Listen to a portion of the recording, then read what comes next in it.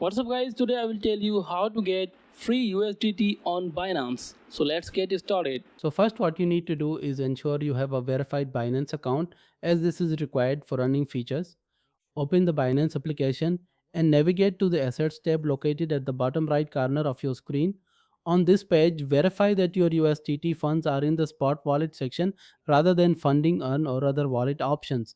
Tap on USDT to access its specific details and locate the option labeled Earn USDT APR up to 7.25%. Select this option to proceed to the earning platform where you can stake your USDT.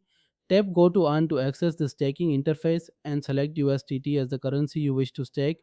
Enter the amount you want to stake, which can be your maximum balance or a custom amount of your choice.